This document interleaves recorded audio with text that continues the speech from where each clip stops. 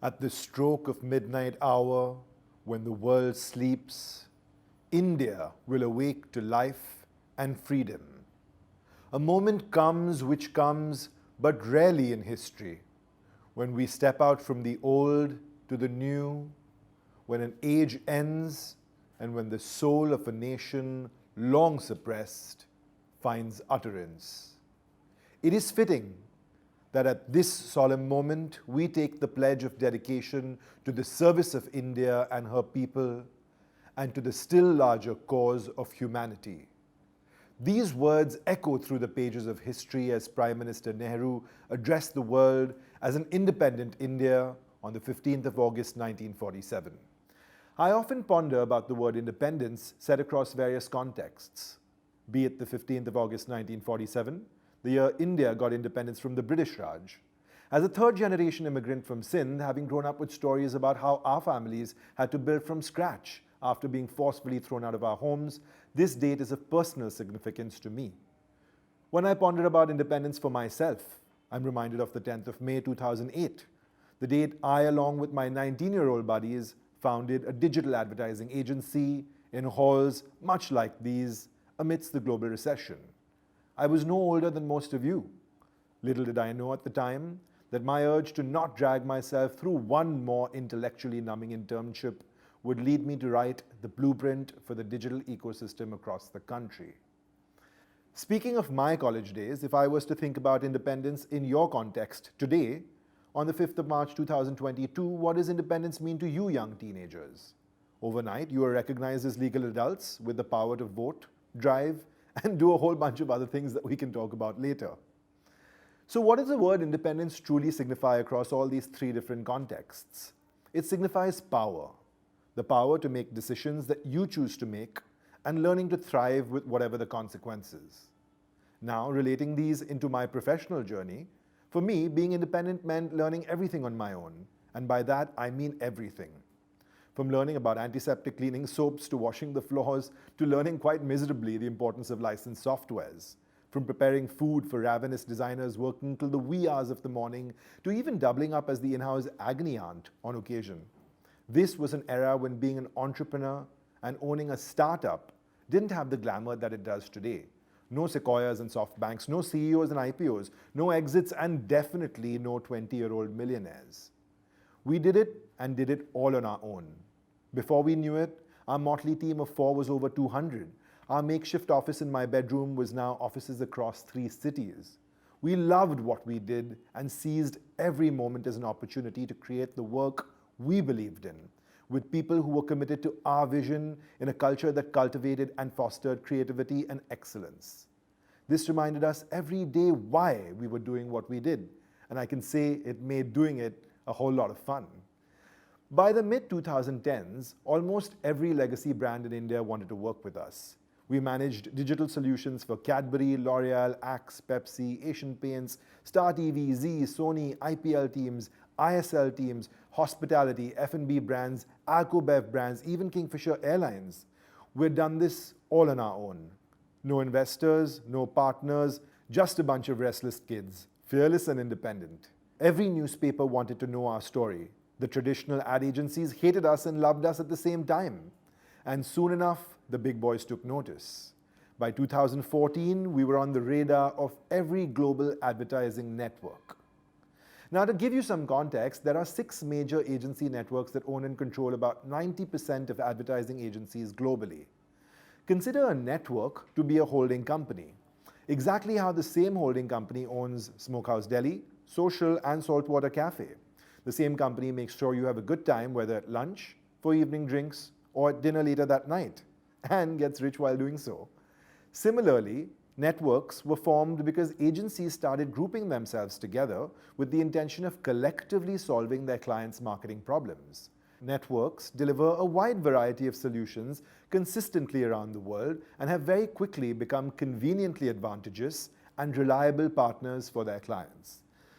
Now, as a 25-year-old, all this global attention from the networks came as a pleasant surprise to me. Maybe it was validation that we were definitely doing something right. Of course, partnering with a network has its advantages. The biggest one being that we had access to the best clients in the country and maybe even the world. Getting mentored by the best advertising minds in the world and getting recognition on a global platform. Getting infrastructure support to scale, and most importantly, what every Indian parent wants for their child, to be in a job where they are finally settled in life. So we decided to think about exploring the opportunity with one of the world's largest global networks. Now, the process of an acquisition is just like a relationship. The first few months of dating are fantastic, getting to know one another, seeing the commonalities and the potential of the partnership, and capitalizing on the strengths. But once the honeymoon period wears off and things start getting real, one begins to see the real picture. This is what made me take a step back and really introspect. Were we going to run our business the way we envisioned it to be? Onboarding clients whose businesses we didn't necessarily believe in? Were we really coming up with ideas that we were truly excited about? Or just banging out campaigns one after the other just to grow revenue?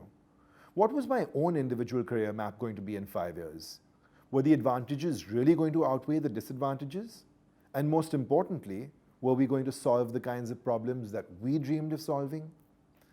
After months of introspection, and despite engaging extensively with key clients, we decided to take a step back from the opportunity. We knew deep down that what we wanted to retain was our independence and do the work that truly mattered to us in the way we had originally envisioned. Independence wasn't only about making our own choices. It was about building pathways for our dreams. And trust me, it wasn't easy walking away from a check with more zeros than one could count on at the age of 25. Now, to be honest, when the going gets tough, sometimes I do ponder, what would life have been like had we chosen to partner? Would we have gotten the chance to reject clients who wanted to work with LGBTQ campaigns out of pure tokenism when they showed disrespect to the community behind closed doors? Maybe not. Would we have been able to diversify our advisory board comprising of a variety of experts from around the world instead of it just being people from one network? Would we have been able to evolve our business to produce films and tell stories that capture the heartland of India? Would we have been able to launch our own SaaS products on social commerce platforms? The answer is probably no. Could I have been a part of the team that built India's first homegrown agency network to take India's creative talent to the world? And the answer is no. The allure of finding a strategic partner is tempting, but we choose our independence. Just as we did 14 years ago amidst a global recession, back in 2020, we launched India's first independent agency network. This has given us a unique set of advantages. And we've come to realize that this business is not about me or my partner. It's about our clients and our teams that make it real. As an independent network, we have the privilege of choosing the clients and the teams that we work with, and the ones we pass on. We look for people and teams who demonstrate a similar passion as we do, and more importantly, live by the same values as we do. We also have the ability to make choices that are right for our own network and are in line with our culture. We hire entrepreneurs. We reinvest our profits in doing the things that we love and enjoy and feed our souls. As we continue to come to crossroads, we are able to shift our gears without validation from anyone else. This allows us to focus on our people and our clients, to encourage them to push themselves, to raise the bar, and to really love something. The journey of independence is a challenging one. How do you get people to buy into your vision? How do you wiggle your way into clients with your completely new advertising agency delivering on your promises to perform? How do you recruit the best talent in the country on your team? How do you grow and scale the business and keep up with times knowing that you don't have $20 million in the bank? How do you keep your head above water knowing that the next 2020 could be around the corner and you don't have any safety net? Independence can be lonely at times, constantly throwing yourself into the deep end of the water without knowing if there's a lifeguard or not. But there's character built from throwing yourself in the water again and again, something that I'm familiar with being a scuba diver. When you're 100 feet underwater by yourself and you're caught in a down current, your first impulse is to panic and abort the dive.